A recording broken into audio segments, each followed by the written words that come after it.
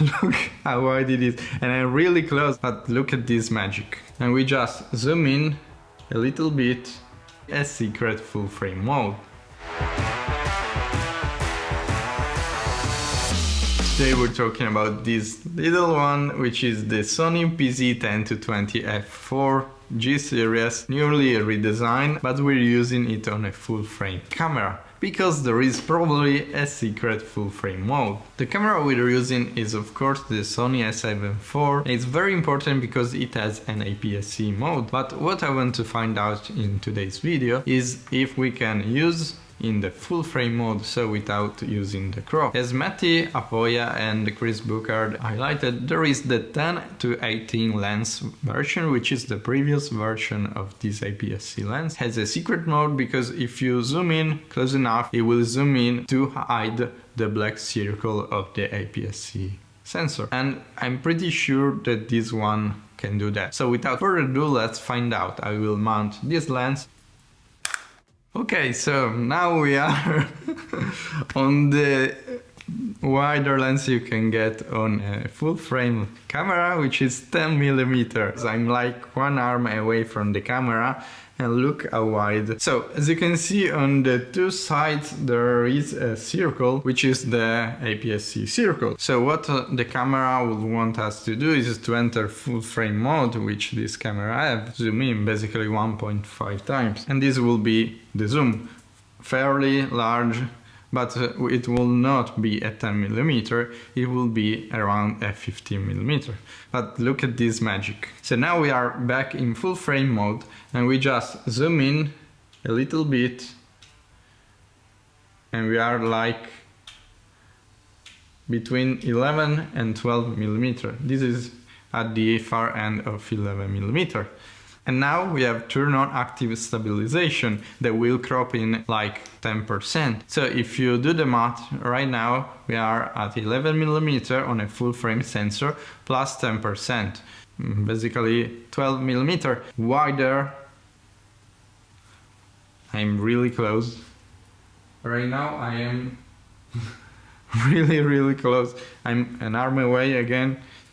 And look how wide is this. The first thing that I learned about this lens is, yes, I can use it in full frame mode, so use all the beautiful 7K downsample sensor of the Sony a7IV, creating a very crispy image, but you cannot use this in the photo mode, because in photo mode you cannot use the active stabilization, so you cannot zoom in, and also the aspect ratio in video is 16:9 usually. In photo it's 3:2 or 4:3, so it's basically more like a square, and so you will be more visible. But what are the positives of this lens used on a full frame? Because many people don't want to use APS-C lens on full frame because they say you enter a crop mode, so basically use half the sensor.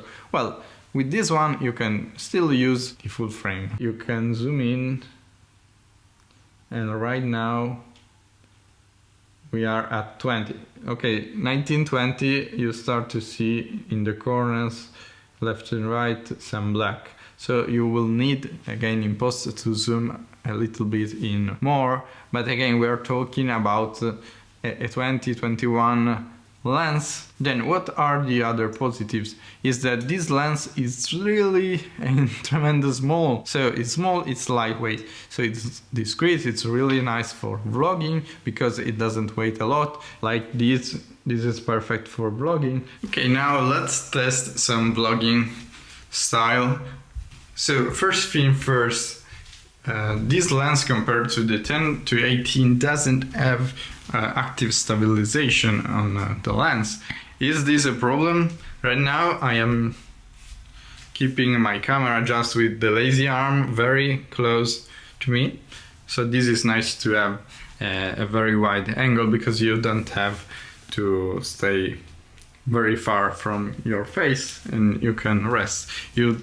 Of course I could use a tripod, but it's not necessary. And with this trick you have active stabilization turned on all the time because you want to make that crop, and so your footage will be smooth. Of course, wide lenses are really smooth usually compared to telephoto lenses, which are very shaky, but with active stabilization is even smoother, so it's really perfect for vlogging. Do we need stabilization on the lens? In my opinion, no, because the active stabilization, as you can see, it's very effective and works very well. But tell me in the comments. Right now I am walking fairly fast, now I am running.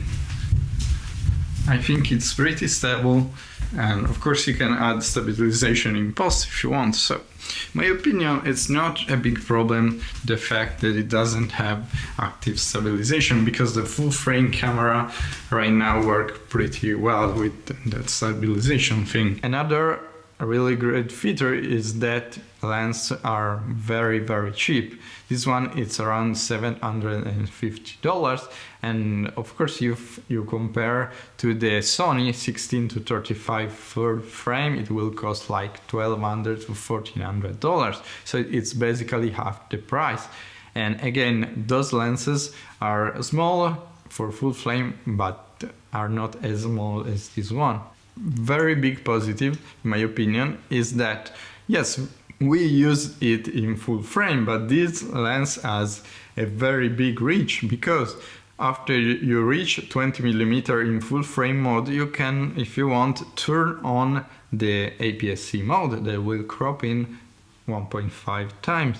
So if you want to go further, to zoom in more than 20mm, you just can turn on clear image zoom, and as you can see, you will crop 1.5 times over the 20. So theoretically you can go in full frame mode from 11-12mm to 19, or you can turn on APS-C and go up to 30mm, which is like this, which is very comparable to the one that I was using before, the 35mm.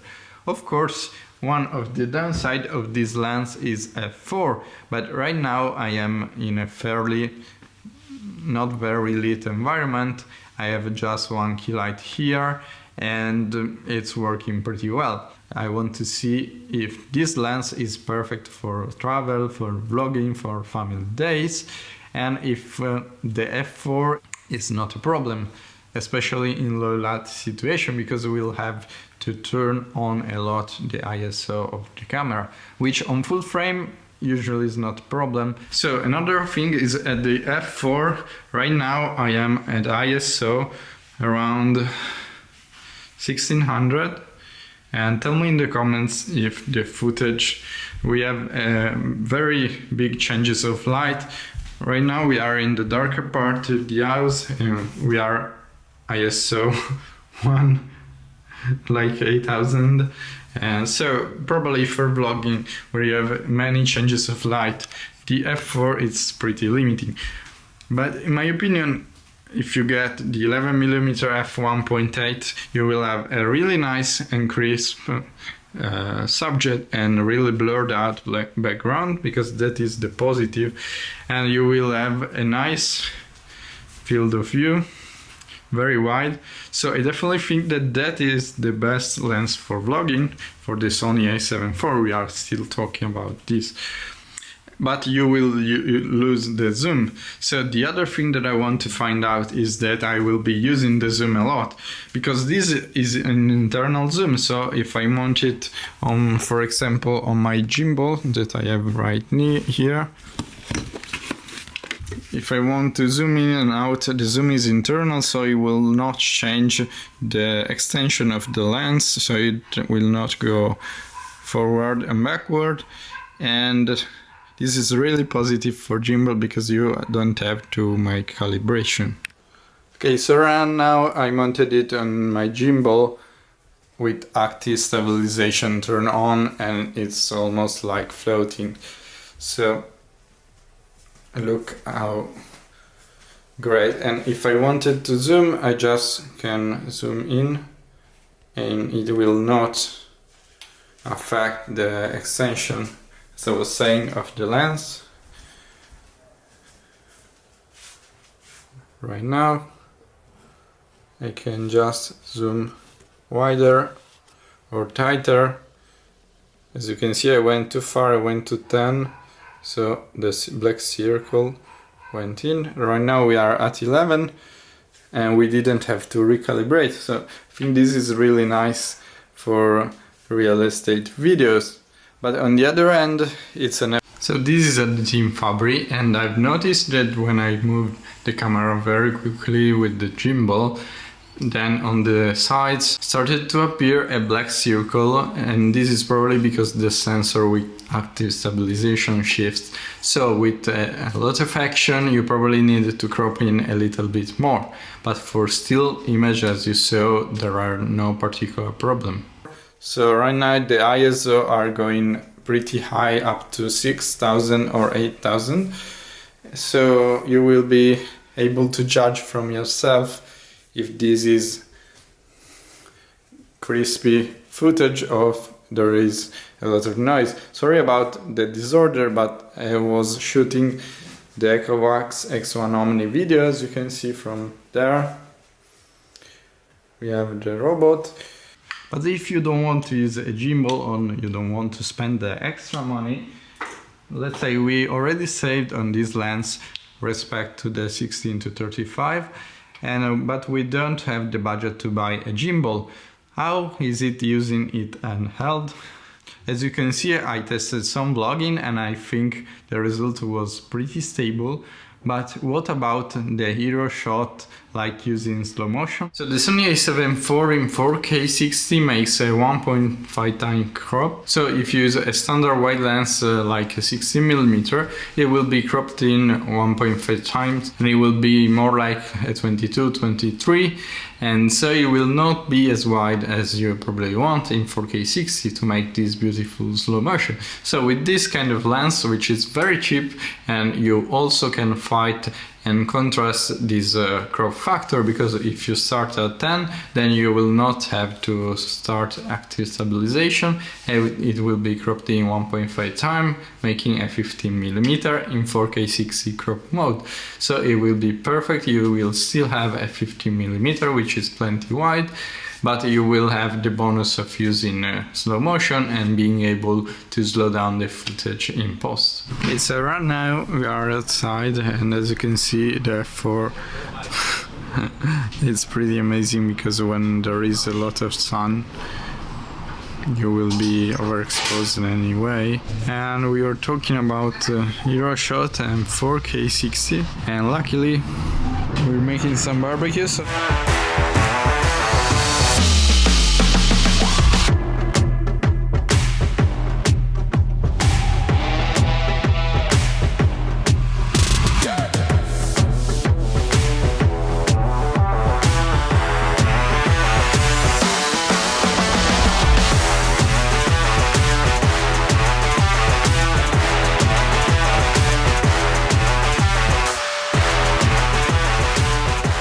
Another really cool feature of this APS-C lens is that they can go really close to the subject because they are APS-C, and so the focus minimum distance is very low. So look how close we can go.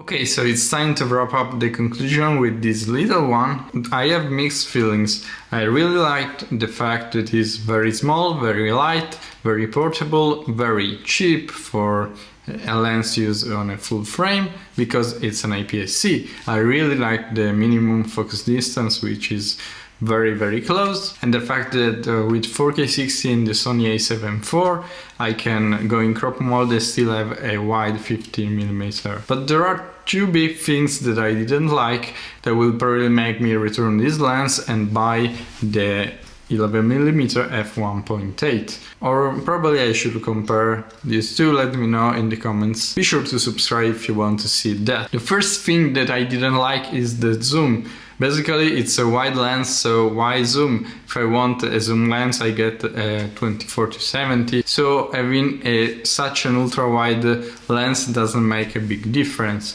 I would prefer a lot to invest in a 16-35 or in 17-28 for my kind of style. The other thing that I didn't like is the f4, because as we said, with an APS-C lens it's not f4 on a full frame, it will be more, so it will be slower, not very fast. Going up in the ISO up to 8000, I started to see a little bit of noise and I didn't like this. Maybe it's not a problem for you, maybe you shoot outdoor, it will be definitely great to have this lens, but for an indoor real estate video you really need a lot of light. So for this reason, in my opinion, 11mm f1.8 is the best lens. So this was my take on this secret mode. Let me know what you guys think about this lens in the comments, and be sure to stay tuned for the next video on the 11mm comparing these two. Thanks so much for watching, be sure to like and subscribe, and as always I'll see you in the next one. Ciao!